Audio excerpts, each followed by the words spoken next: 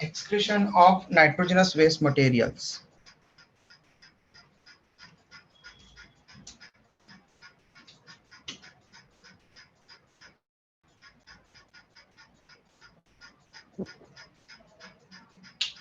Excretion or elimination of nitrogenous wastes.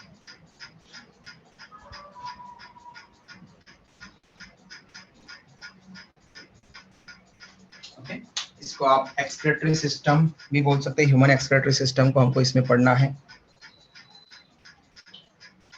तो elimination और excretion of nitrogenous wastage from body, ये chapter का नाम है।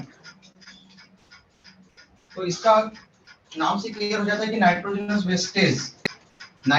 वेस्टेज वेस्ट मटेरियल जो नाइट्रोजनस होंगे उनको हमें बॉडी से बाहर एलिमिनेट करना है। ओके, फर्स्ट ओके, ऐसा नहीं कि नाइट्रोजनस कंपाउंड को अलग करना है। फिर नाइट्रोजनस कंपाउंड में अमोनिया भी होता है, प्रोटीन भी होता है, नाइट्रोजन कंटेनिंग बहुत सारी शुगर्स भी होती है। तो ऐसा नहीं करना है। Nitrogen containing DNA, RNA, nucleotides, nitrogenous bases ये होते हैं, इनको हम एक्सक्रीट आउट नहीं करते। मतलब हर एक नाइट्रोजनस मटेरियल को एक्सक्रीट आउट नहीं करते हम, नाइट्रोजनस वेस्टेज।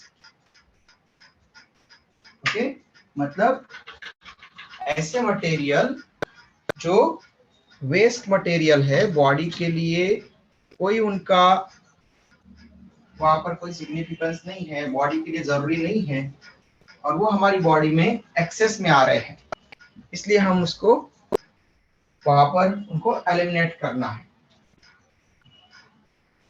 तो कौन कौन से हमारी बॉडी में ऐसे मटेरियल है जो एक्सेस में आ जाते हैं, पहले तो ये पता कर लेते हैं, फिर उसमें से नाइट्रोजनस मटेरियल को अलग कर लेंगे। तो हमारी बॉडी में एक्सेस इंटैक्ट के कारण, एक्सेस इंटैक्ट और मेटाबॉलिक प्रोसेसेस के प्रोडक्ट्स के कारण कुछ मटेरियल का अमाउंट वहां पर बन जाता है। तो जैसे कार्बन डाइऑक्साइड, ये भी एक्सक्रीटरी मटेरियल है, लेकिन नाइट्रोजनस नहीं है। नाइट्रोजन दिख रहा है कि आपको कार्बन डाइऑक्साइड में? नो सर, नहीं दिख नहीं है ना, तो मतलब ये नाइट्रोजनस नहीं है। तो अगर एक्सेस में CO2 आ जाए तो हम उसको एक्सेल कर देते हैं। CO2 बन रहा है हमारी बॉडी में मेटाबॉलिक प्रोसेसेस से, और वो हमारे लिए पॉइजनस है, हार्मफुल है, इसलिए हम उसको एक्सेल कर देते हैं। Sodium ion, potassium ion, chloride ion, ठीक है, इस तरह की इलेक्ट्रोलाइट्स, ये अगर एक्सेस में हमारी बॉडी में आ जाए तो हम पहुंचा सकते हैं बॉडी को एक्सेस में आने पर। जैसे हमने हाइपरटेंशन के लिए सोडियम आयन से रिलेटेड हमने टर्म पढ़ी थी। तो ये एक्सेस में भी नहीं होना चाहिए, आयंस या इलेक्ट्रोलाइट्स एक्सेस में भी नहीं होना चाहिए। तो एक्सेस में है तो हम स्वेटिंग के साथ में इनको रिलीज आउट कर देते हैं, या यूरिन में इनका एक्सेस अमाउंट रिलीज कर देते हैं। इसी तरह से कुछ कंपाउंड से ammonia, urea, uric acid, creatinine, creatinine phosphate, creatinine, okay, creatinine phosphate, okay, ये ऐसे कंपाउंड है जो अगर ये सभी नाइट्रोजनस कंपाउंड है, नाइट्रोजन कंटेनिंग है।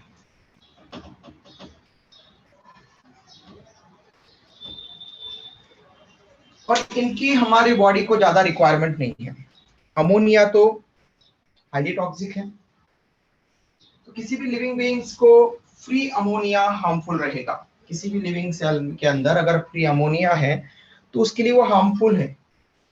ओके, इसलिए उसको जल्दी से जल्दी कन्वर्ट करना पड़ेगा उसको लेस हार्मफुल प्रोडक्ट में, या फिर अगर उसको अमोनिया से अमीनो एसिड बनाना है आता है, अमोनिफिकेशन कर सकता है वो, अमोनिया को फिक्स कर सकता है, अमोनिया से अमीनो एसिड बना सकता है, जैसे प्लांट बना सकते हैं कुछ। ओके, तो अमोनिफिकेशन करके वो अमोनिया से अमीनो एसिड बना लेते कुछ प्लांट। लेकिन ऐसे ऑर्गेनिजम्स जो अमोनिया को यूटिलाइज नहीं कर पाते, फ्री अमोनिया वहां पर पॉइजनस है, तो फ्री रहेगा तो हार्म पहुंचाएगा। इसके लिए उसको बॉडी से रिलीज करना चाहिए जल्दी से जल्दी। यूरिया, यूरिक एसिड, क्रिएटिनिन, ये भी नाइट्रोजनस कंपाउंड है जो हार्मफुल है। ओके, इनमें सबसे ज्यादा हार्मफुल है अमोनिया। पॉइजनस नेचर के बेसिस पर अगर हम इनको क्लासिफाई करें तो अमोनिया की toxicity, okay, order of toxicity अगर हम रिप्रेजेंट करें इनका, ऑर्डर ऑफ टॉक्सिसिटी, तो अमोनिया हाईली टॉक्सिक है, फिर उसके बाद में यूरिया, और सबसे लेस टॉक्सिक है इन तीनों कंपाउंड में यूरिक एसिड।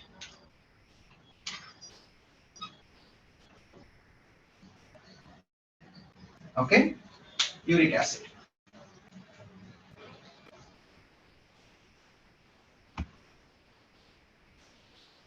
क्लियर? इन तीनों को रिलीज करने के लिए वाटर की रिक्वायरमेंट होती है। ठीक है, अमोनिया, यूरिया, यूरिक एसिड, इनको रिलीज आउट करने के लिए वाटर की रिक्वायरमेंट होती है। तो ammonia requires abundance of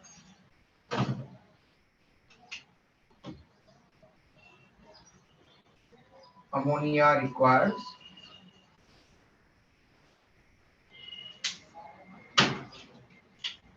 abundance of water। ठीक है, मतलब हाई अमाउंट में, बहुत ज्यादा उसको वाटर चाहिए अमोनिया को। इसलिए मेनली ऐसे ऑर्गेनिज्म जो जिनके पास में हमेशा पानी अवेलेबल ही रहता है, मतलब जनरली एक्वेटिक ओरिजिन के, तो ज्यादातर एक्वेटिक ओरिजिन के ऑर्गेनिज्म ही अमोनिया को डायरेक्ट उसी फॉर्म में रिलीज कर सकते हैं। ओके, लेकिन जो टेरेस्ट्रियल एनिमल्स है या फिर जो ऐसे एम्फीबियन जो लैंड पर भी आते हैं, ठीक है, रेप्टाइल्स, बर्ड्स, मैमल्स, इनके पास में इतना एबंडेंस में वाटर हमेशा अवेलेबल नहीं होता। ठीक है, वो जरूरत पड़ने पर पानी ले सकते हैं, ठीक है, लेकिन इतना अवेलेबल नहीं होता। इसलिए फिर उनसे वो अमोनिया से लेस टॉक्सिक सब्सटेंस में उसको कन्वर्ट करते हैं। जैसे हम अमोनिया को लीवर में यूरिया में कन्वर्ट कर देते हैं। ओके, ह्यूमन लाइक्स ऑर्गेनिज्म क्या करते हैं, अमोनिया को यूरिया में कन्वर्ट करते हैं, और urea requires moderate amount of water.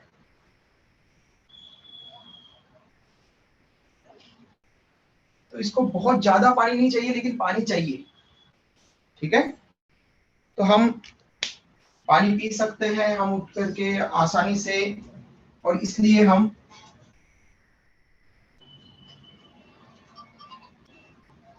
Ammonia को यूरिया में कन्वर्ट करके यूरिया को एलिमिनेट आउट कर सकते हैं, एक्सक्रीट आउट कर सकते हैं बॉडी से। लेकिन कुछ ऐसे भी ऑर्गेनिज्म हैं, जैसे कुछ रेप्टाइल्स और मोस्टली बर्ड्स और कुछ इंसेक्ट, जो ऐसी जगह पर रहते हैं या ऐसी एनवायरनमेंट है उनका कि उनको पानी बहुत कम अवेलेबल होता है। ओके, जैसे बर्ड आर्बोरियल है, जरूरी थोड़ी कि हमेशा बर्ड्स को पानी ही मिलेगा। ठीक है, कुछ इंसेक्ट, डेजर्ट के आसपास में रहने वाले इंसेक्ट, रेप्टाइल्स, तो इनमें क्या हो जाता है, ये यूरिक एसिड जो सबसे कम टॉक्सिक है उसमें कन्वर्ट करते हैं, और इसको एलिमिनेट आउट करने के लिए वाटर का रिक्वायरमेंट भी बहुत कम लगता है। uric acid requires less amount of water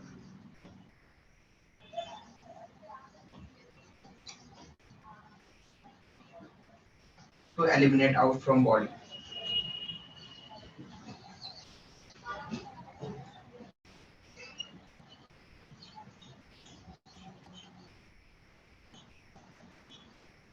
okay, तो उसको किसी ऑर्गेनिज्म की बॉडी से निकालने के लिए, एक्सक्रीट आउट करने के लिए यूरिक एसिड को बहुत कम पानी लगता है।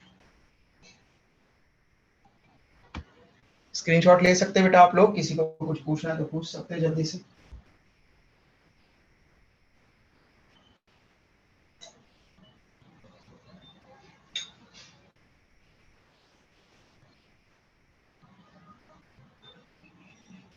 Done sir.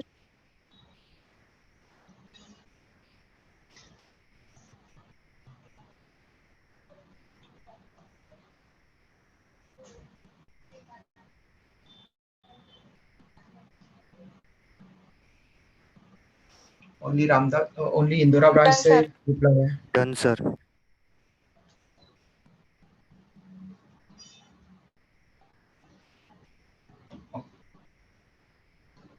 तो हमने देखा कि अलग अलग नाइट्रोजनस एक्सक्रीटरी मटेरियल को डिफरेंट टाइप के ऑर्गेनिज्म एक्सक्रीट आउट करते हैं।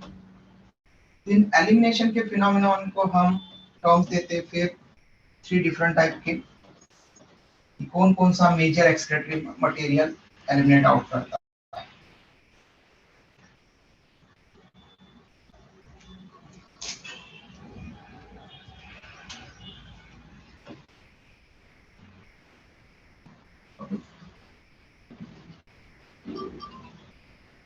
तो टाइप्स ऑफ एक्सक्रीशन और elimination of nitrogen vestige, types of excretion on the basis of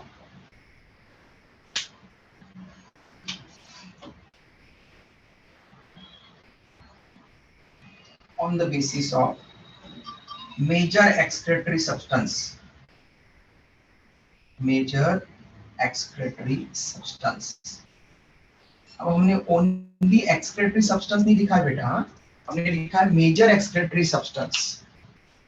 इसका मतलब है कि कुछ ऐसे भी ऑर्गेनिज्म, मतलब कुछ ऐसे ऑर्गेनिज्म हैं जो नॉट ओनली एक टाइप का सब्सटेंस रिलीज करेंगे, लेकिन उसके साथ साथ में दूसरे भी लेस अमाउंट में सीक्रेट आउट करते हैं। ओके, तो ऐसे कौन कौन से ऑर्गेनिजम्स हैं?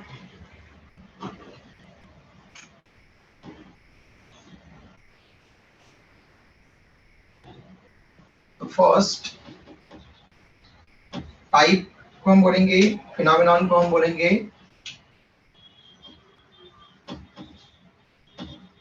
अमोनोटैलिज्म।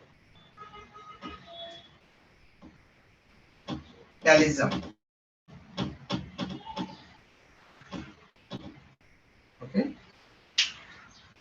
अमोनोटैलिज्म।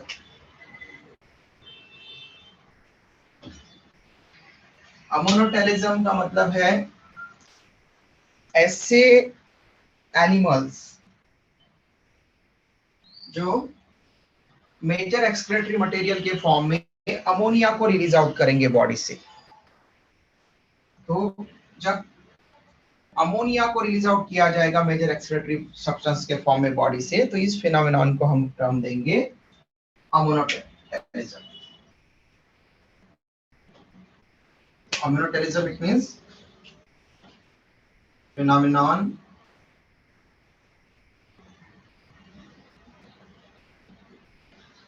in which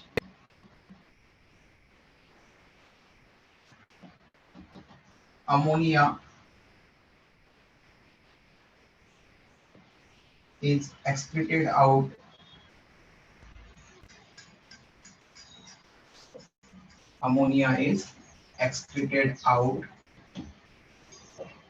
from body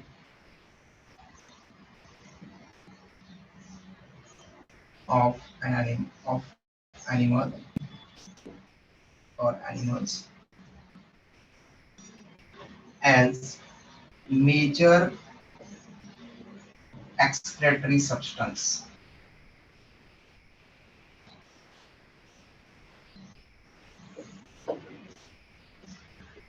okay, तो जब किसी एनिमल की बॉडी से अमोनिया मेजर एक्सक्रेटरी मटेरियल के फॉर्म में रिलीज आउट होता है तो सच फिनोमिनन को, सच प्रोसेस को हम अमोनोटेलिज्म कहते हैं.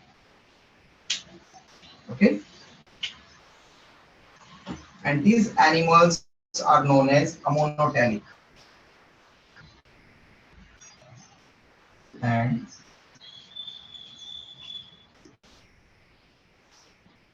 these animals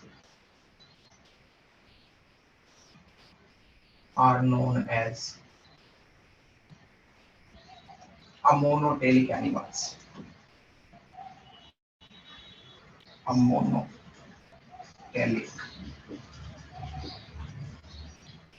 उस एनिमल को हम बोलेंगे अमोनोटेलिक एनिमल. कौन कौन अमोनोटेलिज्म शो करते हैं या अमोनोटेलिक एनिमल्स के एग्जांपल क्या क्या हैं? आपको क्लियर है कि अमोनिया के लिए एक्सेस ऑफ वाटर चाहिए, बहुत एक्सेस अमाउंट में वाटर चाहिए. तो बोनी फिशेस मतलब ऑस्टियोथाइस.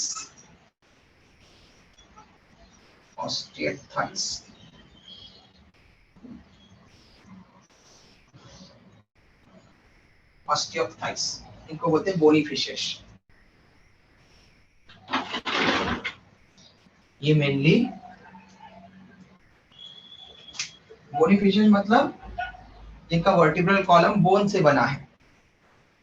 ओके, जबकि कार्टिलेजनस फिशेस भी होती है, फॉर एग्जांपल शार्क, जिनका वर्टिब्रल कॉलम कार्टिलेज से बनता है.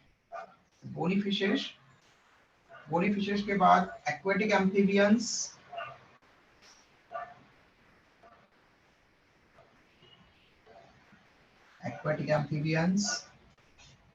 And aquatic insects.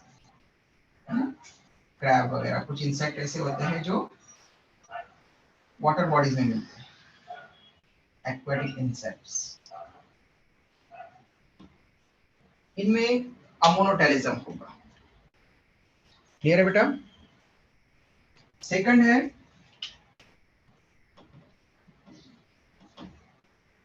जो यूरिया रिलीज करेंगे मेजर एक्सक्रीटरी फॉर्म में, उनको हम कहेंगे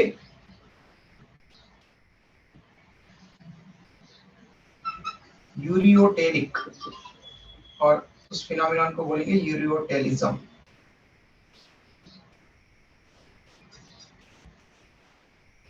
यूरियोटेलिज्म में ऐसे मेंबर्स आएंगे जो यूरिया को मेजर एक्सक्रीटरी फॉर्म में रिलीज करते हैं. तो फिनोमिनन और process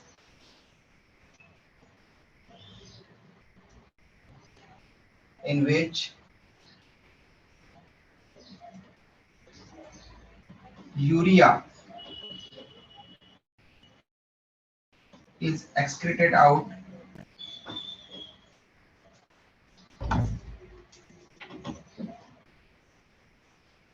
from body of an animal or animals as their major excretory substance, as their major excretory substance. अब ध्यान रखना, मेजर एक्सक्रेटरी सब्सटेंस का मतलब है कि मेन ज्यादा अमाउंट में वो है, दूसरे लेस अमाउंट में भी रिलीज हो सकते हैं. ओके, तो यूरिया के साथ में जैसे हम यूरियोटेलिक है, सेकंड टाइप वाले यूरियोटेलिक हम हैं. यूरिया को हम ज्यादा रिलीज करते हैं, एक्सक्रेटरी मटेरियल हमने मेन है यूरिया, लेकिन हम यूरिक एसिड भी लेस अमाउंट में रिलीज करते हैं, क्रिएटिनिन भी रिलीज करते हैं. ओके, तो जो मेजर सब्सटेंस है एक्सक्रेटरी मटेरियल वो है यूरिया, इसलिए uric acid major excretory substance.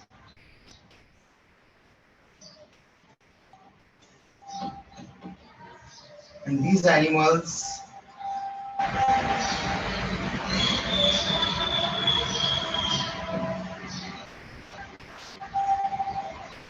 and these animals are called as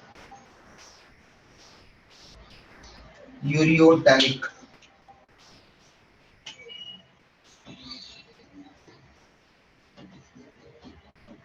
Ureotelic. Okay, ureotelic में एग्जाम्पल कौन कौन से होंगे बेटा, बताओ। अब मॉडरेट अमाउंट ऑफ वाटर चाहिए,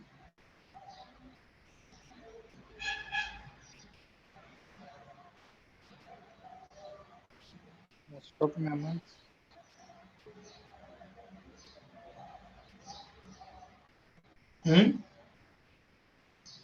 टेरेस्ट्रियल टेरेस्ट्रियल, क्या सभी टेरेस्ट्रियल होंगे फिर बेटा? Amphibians. Terrestrial amphibians, very good, है ना, क्योंकि एक्वेटिक एम्फीबियंस हमने उसमें लिखा है, टेरेस्ट्रियल एम्फीबियंस मोस्टली रिलीज करेंगे। यस, और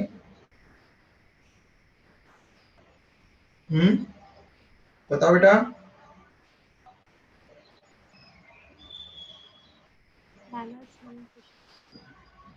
मैमल्स। Terrestrial animals. हाँ, Mammals. Mammals, most of the mammals secrete करते हैं, यस। और marine fishes.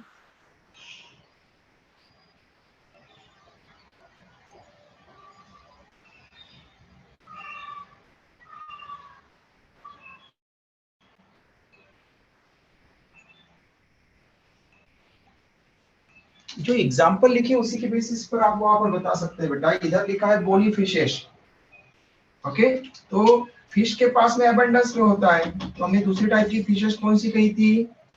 Cartilaginous fishes, कॉन्ट्रैक्टाइल्स। Okay, हाँ, कॉन्ट्रैक्टाइल्स, कार्टिलेजिनस फिशेस यहाँ पर एग्जाम्पल हो जाएगा। कार्टिलेजिनस फिशेस को हम बोलते हैं कॉन्ट्रैक्टाइल्स। तो कॉन्ट्रैक्टाइल्स मतलब इनका वर्टिब्रल कॉलम इससे बनेगा, ठीक है। Contractiles cartilaginous fishes only marine environment में मिलती है, ओके, इसलिए एनसीईआरटी में अगर आप देखेंगे तो आप पर मरीन फिशेस दिखता है। Contractiles cartilaginous fishes only found in marine environment, तो ये मरीन फिशेस होती है हमेशा। जबकि बोनी फिशेस, जो बोनी फिशेस होती है ऑस्टियोप्थाइस, ये फ्रेश वाटर में भी मिल सकती है और मरीन वाटर में भी मिल सकती है, दोनों में मिल सकती है। अलग अलग अलग अलग इनकी स्पीसीज अलग अलग जगह पर मिलती है। कुछ फ्रेश वाटर बोनी फिशेस होती है, कुछ बोनी फिशेस मरीन वाटर वाली होती है, सी वाटर में भी ग्रो कर सकती है। लेकिन cartilaginous fishes always marine fishes होती है, ओके। कार्टिलेजिनस फिशेस हमेशा आपको सी वाटर में ही मिलेगी, शार्क कभी आपको नदी वगैरह में नहीं मिलेगी, ओके, ये ध्यान रखना। तो कार्टिलेजिनस फिशेस हमेशा मरीन फिशेस होती है, इसलिए एनसीईआरटी में मरीन फिशेस लिख देता है। लेकिन फिर मरीन फिशेस तो फिर इधर बोनी फिशेस, कुछ बोनी फिशेस मरीन भी होती है, इसलिए याद रखना कार्टिलेजिनस फिशेस के लिए उसने वो मरीन फिशेस लिखा है। फिर एक्वेटिक एम्फीबियंस हमने इसमें लिखा था, तो इधर हो जाएंगे टेरेस्ट्रियल एम्फीबियंस।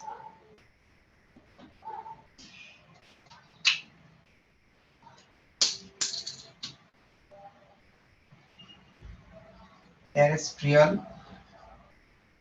एम्फीबियंस,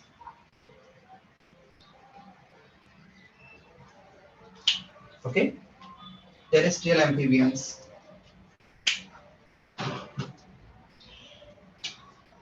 अब यहाँ पर लिखा है एक्वेटिक इंसेक्ट, तो अब याद रखना कि एक्वेटिक इंसेक्ट तो आपको यहाँ पर टेरेस्ट्रियल इंसेक्ट नहीं लिखना है।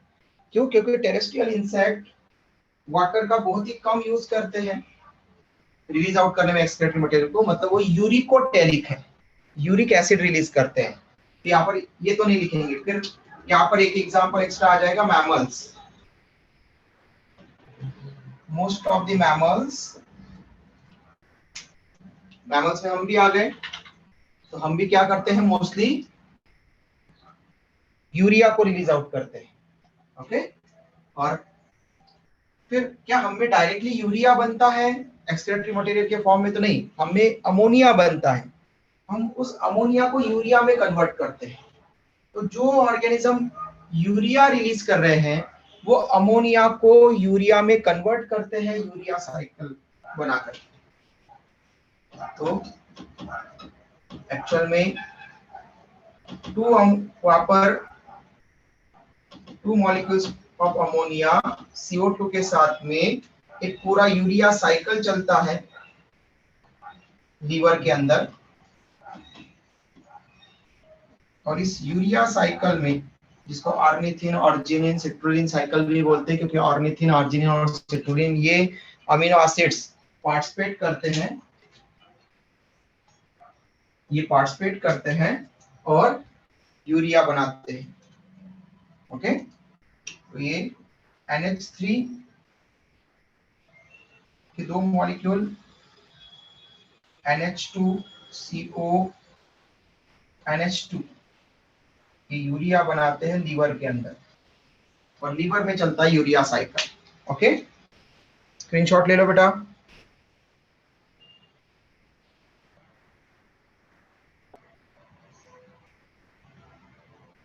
Done sir.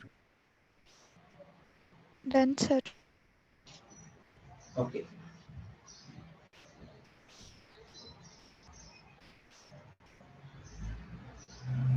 थर्ड टाइप बचा है यूरिकोटैलिक एनिमल्स और uricotelism phenomena.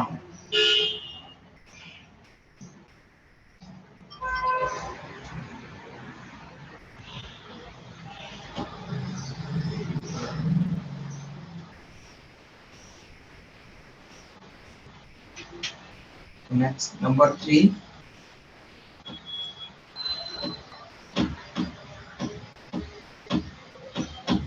यूरिकोटैलिज्म।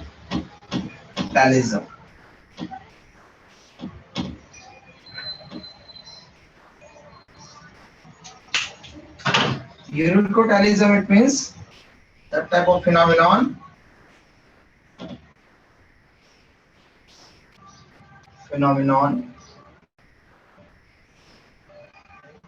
in which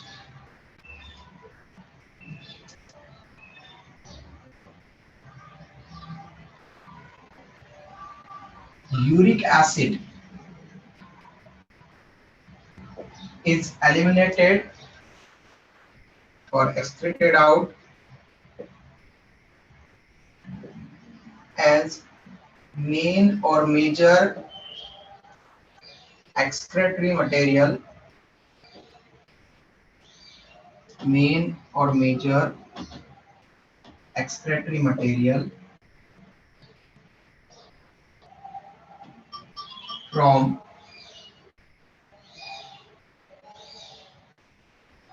body of an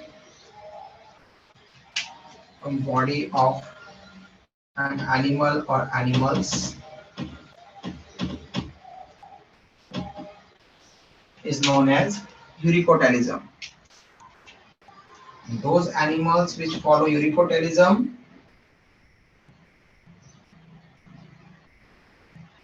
and these animals which secrete, which eliminate out or excrete out uric acid as their major excretory material are known as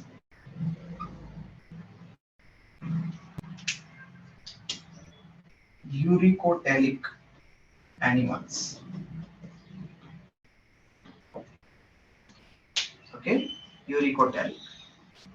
अब मुझे ये बताओ कि major vertebrate में से कौन सा बाकी बच गया अभी तक? क्योंकि वर्टिब्रेट्स में मेनली किडनी होती है और किडनी की हेल्प से वो एक्सक्रीशन करते हैं। तो सबसे पहले तो ये बताओ कि वर्टिब्रेट में से कौन सा बाकी रह गया? Eaves. हाँ, क्या रह गया?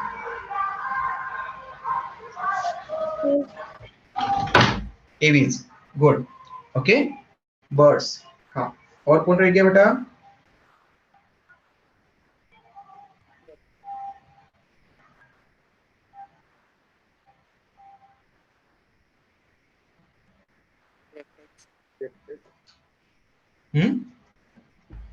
reptiles, हाँ, रेप्टाइल्स, गुड। तो सबसे पहले तो वो देख लो कि आपके इसमें कौन कौन से वर्टिब्रेट्स बाकी रह गए, क्योंकि वर्टिब्रेट्स के पास भी किडनी है, इसलिए वो एक्सक्रीशन करेंगे किडनी के हेल्प से, एक्सक्रेटरी वहां पर एक्सक्रीशन का पार्ट। तो फर्स्ट एम्फीबियंस हो गए थे, एक्वेटिक एम्फीबियंस अमोनिया रिलीज कर रहे थे, टेरेस्ट्रियल एम्फीबियंस यूरिया रिलीज कर रहे थे। ओके, रेप्टाइल्स नहीं लिखा था हमने, तो रेप्टाइल्स इसमें आ जाएंगे, रेप्टाइल्स यूरिकोटेलिक हो जाएंगे। फिर रेप्टाइल्स के फिशेस हमने लिख ली थी, कार्टिलेजिनस फिशेस, बोनी फिशेस दोनों लिख ली थी हमने। Cartilaginous fishes uric acid, sorry, cartilaginous fishes urea और बोनी फिशेस अमोनिया। ओके, फिर हाँ, उसके बाद में हमने मैमल्स लिख लिया था, तो बर्ड्स एंड रेप्टाइल्स बाकी थे। तो रेप्टाइल्स इसमें एविज मतलब बर्ड्स,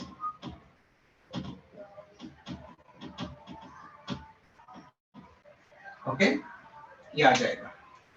फिर हमने इंसेक्ट नहीं लिखा है अभी, इंसेक्ट हमने एक्वेटिक इंसेक्ट लिखे थे अमोनिया। फिर यूरिया में हमने इंसेक्ट नहीं लिखे, हमने कहा था कि जो टेरेस्ट्रियल इंसेक्ट्स हैं, टेरेस्ट्रियल इंसेक्ट्स परफॉर्म यूरिकोटेलिज्म, मतलब वो यूरिकोटैलिक एनिमल्स है। ठीक है, अब एक मोलस्क, ओके, एक मोलस्क जो लैंड लैंड पर जो है वो आ सकता है, land snail, apple snail, land snail. तो जो स्नेल है ये भी क्या करेगा, यूरिकोटेलिज्म शो करेगा, यूरिक एसिड को रिलीज आउट करता है लैंड स्नेल। ठीक है, ये ध्यान रखना। अब अगर आपको पूछा जाए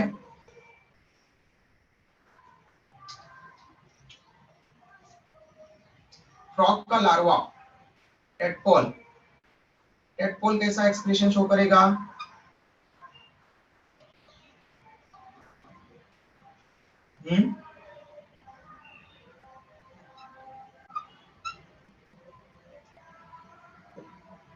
बताओ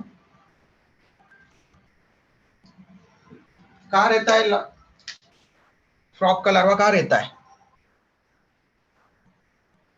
water, water, है ना, एक्वेटिक प्लांट की लीफ के साथ में चिपका रहता है या फिर वाटर में फ्लोट करता रहता है? तो फिर ये वाटर में है, अबंडेंस ऑफ वाटर में, तो तब ये कौन सा एक्सप्रेशन शो करेगा, monotelic, अमोनोटेलिक। ओके, लेकिन जब ये फ्रॉग के फॉर्म में है, एडल्ट फ्रॉग है,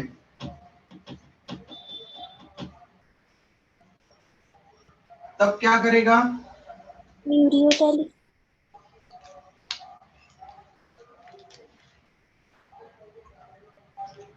तब ये यूरियोटेलिक हो जाएगा। ओके, तो फ्रॉग डिपेंड करेगा कि वो फ्रॉग का लार्वा होगा तो अमोनोटेलिक और यूरियोटेलिक, तो इसको बोलते कि वो दो डिफरेंट टाइप के जो है बॉडी फॉर्म में दो डिफरेंट टाइप के एक्सक्रीशन शो कर रहे हैं। ओके, तो आपको पूछा जाए कि कौन ड्यूलिटी शो कर रहा है, ओके, कौन डिफरेंट टाइप का एक्सप्रेशन शो कर सकता है, तो ऐसी एग्जांपल आप दे सकते हैं। स्क्रीनशॉट ले लो बेटा।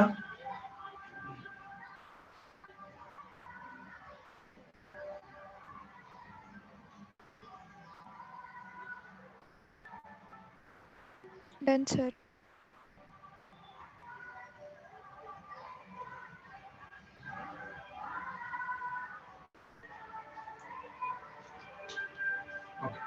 अब कुछ ऑर्गेनिज्म और उनके excretory structure, major excretory structure.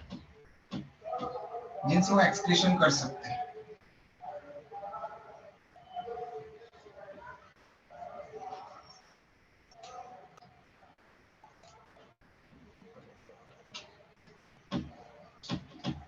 एक तरफ ऑर्गेनिज्म और एनिमल्स, और दूसरी तरफ हम लिखेंगे उनके एक्सक्रेटरी स्ट्रक्चर और मेजर एक्सक्रेटरी स्ट्रक्चर। क्योंकि हमें ओनली किडनी ही एक्सक्रेटरी स्ट्रक्चर नहीं है, किडनी मेन एक्सक्रेटरी स्ट्रक्चर है। Okay, kidney major excretory organ है हमारा, लेकिन उसके साथ में यूरेटर है, यूरिनरी ब्लैडर है, यूरेथ्रा है, डिफरेंट टाइप के स्ट्रक्चर्स उसके साथ में एसोसिएटेड है।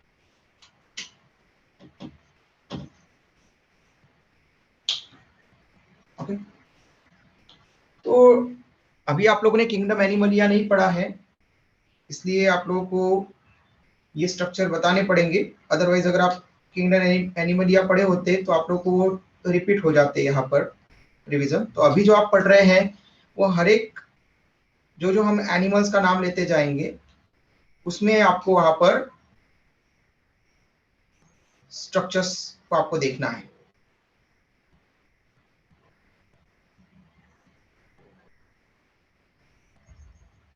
सर ओके, पढ़ा है किंगडम एनिमल, क्या बेटा?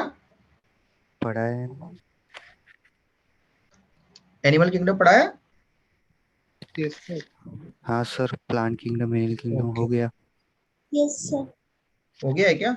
चलो अच्छी बात है फिर तो, मुझे लगा आप लोग इसमें बाकी है क्या। ठीक है, तो हो गया तो फिर अच्छी बात है, आप तो बता सकोगे फिर। तो सबसे पहले पोरीफर्स मतलब स्पॉन्जेस। ओके, स्पॉन्जेस में एक्सक्रीशन के लिए कौन सा स्ट्रक्चर है? तो उसमें एक कॉमन वहां पर ऑस्टिया, मेनी ऑस्टिया होते हैं पोर्स, और ऑस्क्यूलम एक सिंगल पोर होता है जिसके थ्रू बॉडी से बाहर निकलेगा वाटर। तो water canal system, water canal system होता है जिसके थ्रू स्पॉन्जेस एक्सक्रेटरी मटेरियल्स को बाहर बॉडी से बाहर निकालते हैं। फिर हाइड्रा लाइक सिलेंट्रेट्स में सिलेंट्रेट्स मतलब निडेरियंस भी और टिनोफोर्स भी। फॉर एग्जांपल हाइड्रा, इनमें क्या होता है, एक गैस्ट्रोवास्कुलर कैविटी होती है, गैस्ट्रोवास्कुलर कैविटी। अब आप नाम पढ़ के ये डर जाते हो। गैस्ट्रो, गैस्ट्रो कहीं पर पढ़ा है हमने? गैस्ट्रो कहीं पढ़ा है? स्टमक से रिलेट करता है गैस्ट्रो या गैस्ट्रिक, ऐसा बताया था। वास्कुलर मतलब वेसल से रिलेटेड है, ट्यूब से रिलेटेड है। तो मतलब एब्डोमिन में जाने के लिए फूड के लिए एक कैविटी है, एक कैविटी है वास्कुलर कैविटी, जिसमें वेसल लाइक है, वो ट्यूब लाइक है। ओके, जिसमें फूड एंटर करता है वाटर के साथ में, और उसमें एक्सक्रीटरी मटेरियल भी रिलीज आउट होते हैं। गैस्ट्रोवास्कुलर कैविटी, और इसी को सिलेंटेरॉन भी बोलते हैं। सिलेंट्रेट में है इसलिए सिलेंटेरॉन। और कुछ अमाउंट यहाँ पर बॉडी कैविटी से, बॉडी वॉल से भी जाता है एक्सक्रीशन, एक्वेटिक है इसके। फिर सिलेंट्रेट के बाद में नेक्स्ट आते हैं Platyhelminthes.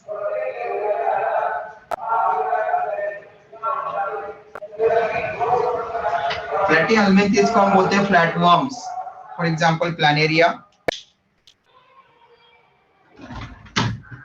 Okay, platyhelminthes it means flatworms.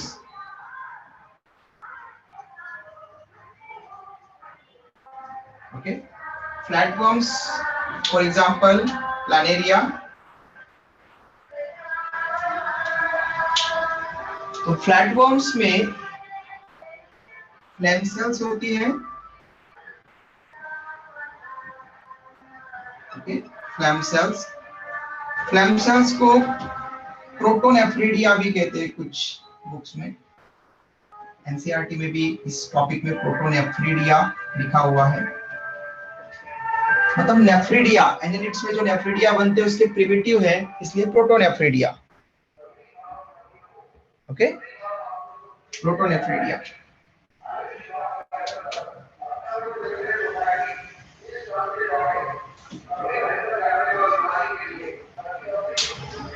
Fatty हेल्मिंथेस के बाद में next एस्केल्मिंथेस।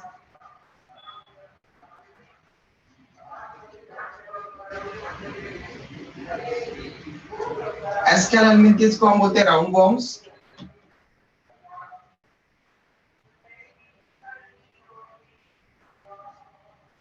Okay, round worms. Round worms में स्टोन केनाल और एच ऑर्गन और एच ट्यूब, एच ऑर्गन और उसी को एक्सक्रेटरी ट्यूब,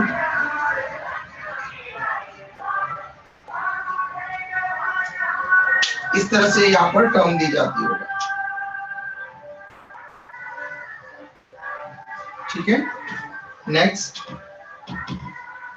इसके बाद में annelids, for example earthworm,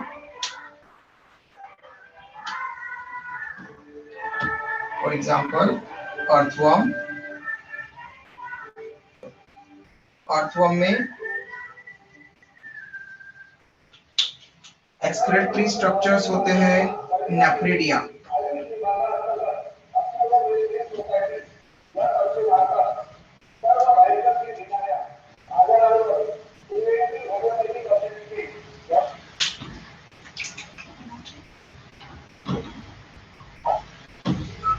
okay, nephridia होते हैं।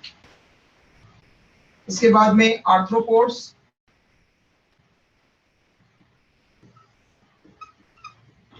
अब आर्थ्रोपोड्स में अलग अलग टाइप के ऑर्गन्स अलग अलग ऑर्गेनिज्म में हो सकते हैं, क्योंकि कुछ एक्वेटिक होते हैं, कुछ टेरेस्ट्रियल होते हैं आर्थ्रोपोड्स। क्योंकि इसमें इंसेक्ट आता है तो इंसेक्ट में अलग अलग। ओके, तो जैसे कॉकरोच लाइक में मालफिजियन ट्यूब्यूल,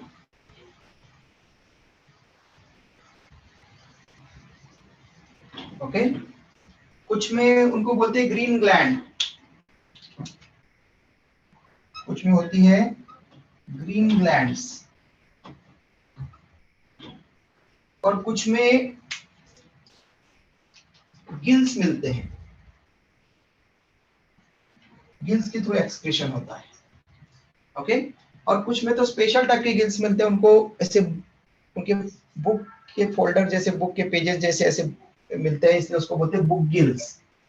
तो बुक गिल्स, बुक लंग्स, ये स्पेशल स्ट्रक्चर मिलते हैं।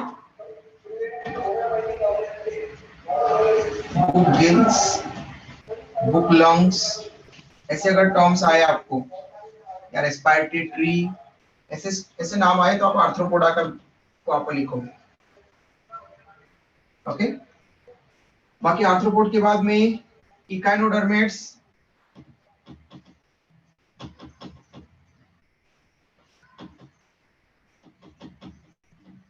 तो इकाइनोडर्मेट्स में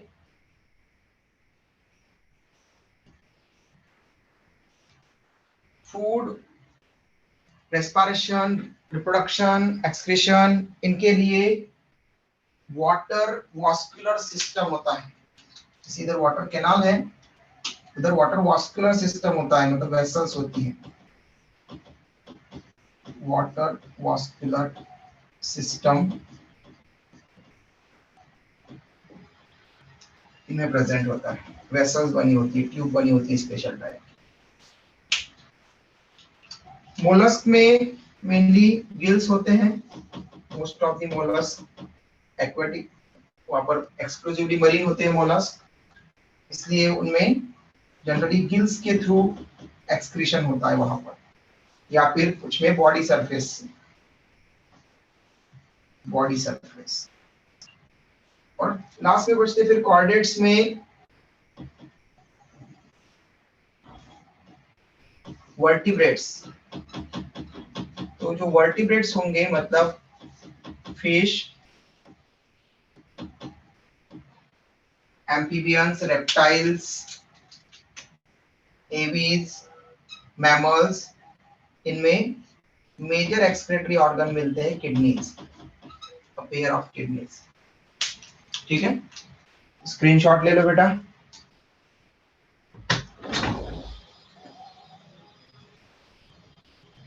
Done, sir.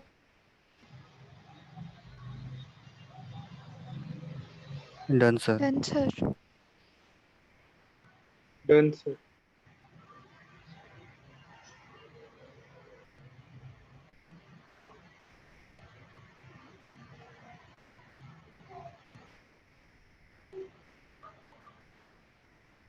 ओके, तो ये मेजर एक्सक्रीटरी ऑर्गन्स आप लोगों को वहां पर पता होना चाहिए जो अलग अलग ऑर्गेनिजम्स में होते हैं। इसके बाद में हम पढ़ेंगे ह्यूमन एक्सक्रीटरी सिस्टम, क्योंकि मेन सिलेबस में हमारे हैं ह्यूमन एक्सक्रीशन। फिजियोलॉजी आपको ह्यूमन बीइंग पर बेस्ड फिजियोलॉजी पढ़ना पड़ती है, इसलिए ह्यूमन एक्सक्रीशन, इसलिए ह्यूमन एक्सक्रीटरी सिस्टम।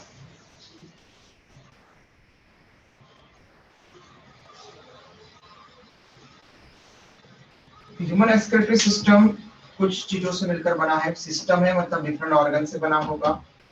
तो यहाँ पर मेजर एक्सक्रीटरी ऑर्गन्स अभी अभी हमने पढ़े क्या होते हैं, क्या होते हैं,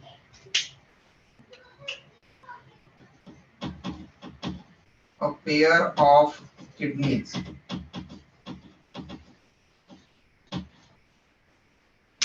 लेकिन उसके साथ में कुछ अदर ऑर्गन्स भी एसोसिएटेड होते हैं, एसेसरी स्ट्रक्चर, जिसमें यूरेटर्स, यूरेटर्स मतलब a pair of यूरेटर्स यहाँ पर है, एक किडनी के साथ में एक ureter tube like structure present होते हैं। ओके, ये यूरिन को किडनी से आगे कैरी करते हैं यूरिनरी ब्लैडर तक। तो दोनों यूरेटर ओपन होते हैं एक पिरामिडल स्ट्रक्चर में, sac like, hollow sac like structure, pyramidal structure में, इसको हम बोलते हैं यूरिनरी ब्लैडर। ओके, इस यूरिनरी ब्लैडर में यूरिन जमा होता रहता है, और जब ये यूरिनरी ब्लैडर डायलेट होगा, मतलब कि वहां पर पूरी तरह से इसमें भर जाएगा यूरिन, ठीक है, फुल हो जाएगा ये, तो फुल होने पर इसकी वॉल की मसल में कॉन्ट्रैक्शन होता है, और वो डॉर्सल डॉर्टस मसल कॉन्ट्रैक्ट होकर के फिर आगे मिक्चुरेशन का सिग्नल देती है, मतलब यूरिन के रिलीज होने का सिग्नल देती है। और फिर यूरिन इस यूरिनरी ब्लैडर से निकलता है एक ट्यूब में, जिसको हम बोलते हैं यूरेथ्रा। और ये यूरेथ्रा जो ट्यूब है, यूरिनरी ट्यूब, यूरिन लेकर के जाएगी, इस यूरेथ्रा ट्यूब में जब ये जा रहा है, तब ह्यूमन मेल में ये यूरेथ्रा जुड़कर वहां पर इजैकुलेटरी डक्ट के साथ में जुड़ जाती है। ओके, तो ह्यूमन मेल में यूरेथ्रा ओनली यूरिन कैरी नहीं करती, और टर्मिनल पार्ट में फिर वहां पर वो यूरेथ्रा स्पर्म भी कैरी कर सकती है, सीमन भी कैरी कर सकती है। लेकिन ह्यूमन फीमेल में यूरेथ्रा ओनली यूरिन कैरी करती है। ओके, तो रिप्रोडक्टिव ट्रैक्ट के साथ में नहीं जुड़ती यूरेथ्रा ह्यूमन फीमेल्स में। ह्यूमन मेल में यूरेथ्रा रिप्रोडक्टिव ट्रैक्ट से कनेक्टेड है। ओके, इसलिए ह्यूमन मेल में यूरेथ्रा यूरिन के साथ में सीमन भी ले जा सकते हैं, लेकिन दोनों एक साथ में यूजुअली नहीं जाते। ओके, क्यों?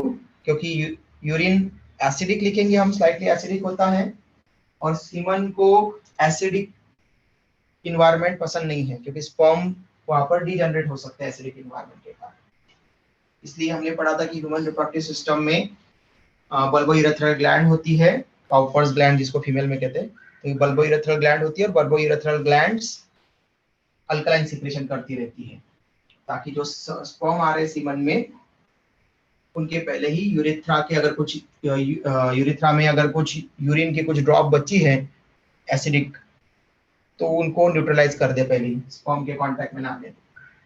यूरिथ्रा ओपन होता है बॉडी के बाहर, opens to urethral meatus.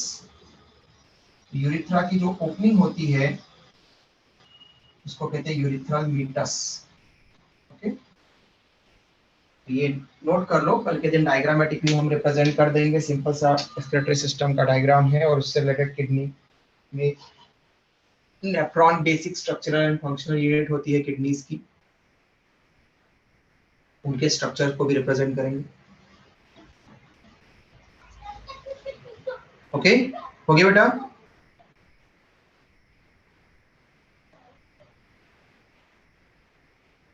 Done, sir.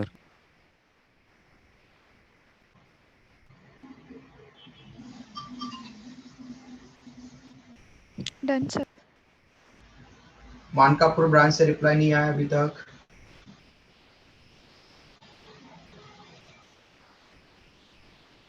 Done sir. Very good. Okay, चलो बेटा, कल हम स्टार्ट करेंगे स्ट्रक्चर, वहां पर बनाएंगे ह्यूमन एक्सक्रीटरी सिस्टम का, जो कि आपकी बोर्ड की एग्जाम में आप लोगों को बनाने के लिए आ सकता है 2-3 मार्क्स के क्वेश्चंस में, स्टेट बोर्ड में, सीबीएसई बोर्ड में। तो उसको आपको बनाना भी जरूरी है कि बनाते आना चाहिए।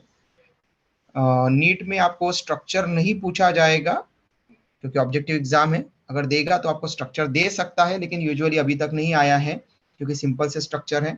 हाँ, वो नेफ्रॉन से रिलेटेड टर्म्स पूछ सकता है, तो नेफ्रॉन का स्ट्रक्चर नीट के लिए ज़्यादा इंपॉर्टेंट है।